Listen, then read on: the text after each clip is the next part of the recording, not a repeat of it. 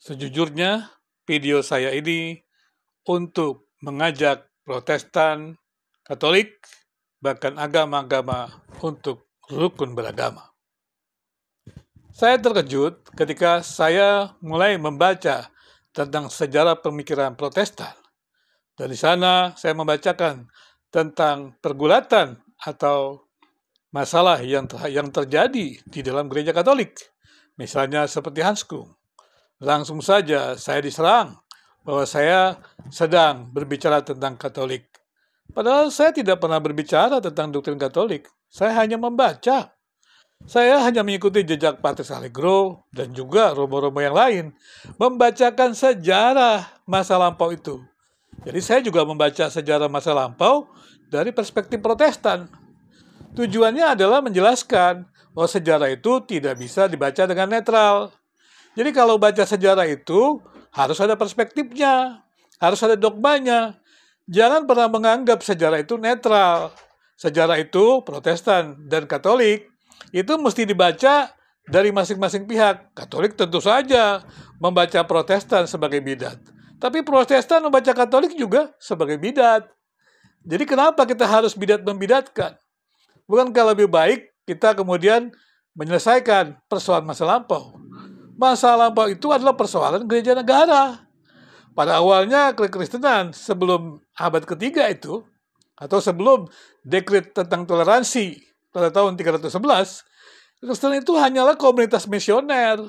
Tetapi setelah Konstantinus dan kemudian berkembang, barulah dia menjadi institusi yang mapan. Ketika menjadi institusi mapan, ya kemudian ada pembenahan-pembenahan.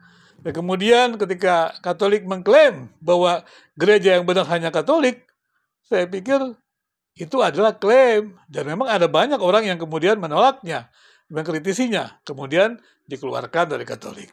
Sampai akhirnya terjadi perpecahan, yaitu sebenarnya bukan perpecahan, Martin Luther mengkritik. Terlepas dari kelemahan-kelemahan yang ada dari Martin Luther. Memang Martin Luther kan seorang manusia, dan itulah Protestantisme. Tidak ada doktrin dogma yang sempurna.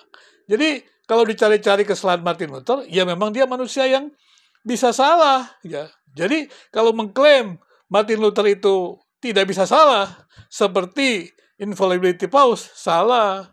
Karena Protestan tidak pernah mengklaim diri ya memiliki doktrin dogma yang sempurna. Protestan selalu mengembangkan doktrinnya. Dia terus berkembang ya. Karena kenapa? Ya karena zaman berubah, berkembang.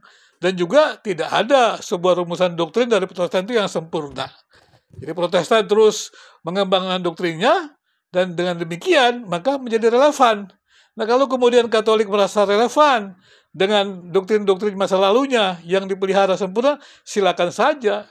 Jadi sekali lagi saya tidak mengajak teman-teman Katolik untuk merubah pandangan menjadi Protestan. Tidak. Dan saya hanya menjelaskan sebagaimana Patrice Allegro membacakannya, saya juga membacakan pandangan tokoh-tokoh Protestan, secara khusus ketika berbicara mengenai kesatuan gereja.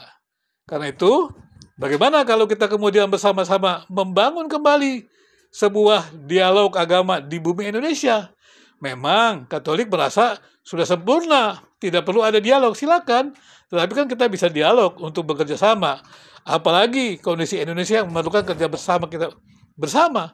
Kita bisa membangun kerjasama dengan mengembangkan nilai-nilai inklusif bersama, menjadi dasar bersama sebagai sebuah bangsa. Nah kalau begini, agama-agama itu akan kelihatan ramah.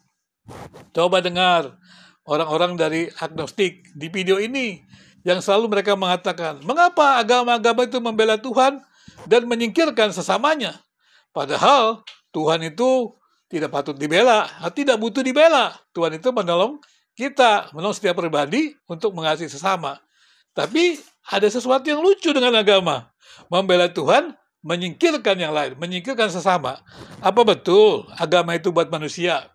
Kalau agama itu menyingkirkan atau mendeskripsikan manusia, berarti bukan untuk manusia.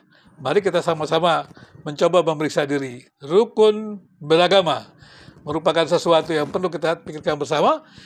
Sebuah dialog yang tidak memaksa untuk ada perubahan dalam arti kata, sebuah dialog yang tidak mengalahkan. Jadi Katolik silakan, pegang Katolik. Katolik keren, silakan, nggak apa-apa. Protestan berwarna, Protestan indah, kan nggak masalah juga. Itu realitas.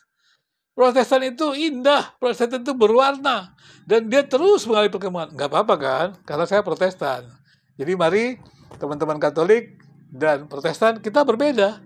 Tapi kita kan sesama manusia. Mari kita rukun beragama. Terima kasih.